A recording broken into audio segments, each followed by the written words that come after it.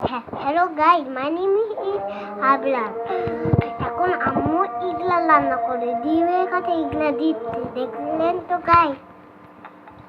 হ্যাঁ, এটাই ভালো, কিন্তু আমারা ইগলা খাইতে না অনেক মজা। আমারা কখন এইগুলা এইগুলা খাইতেন?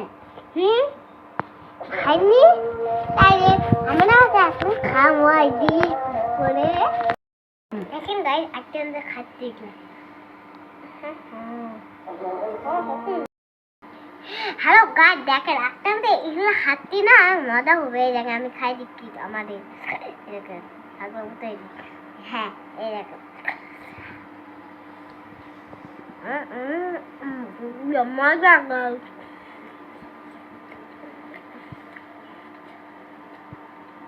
গাইস, মজা মজা।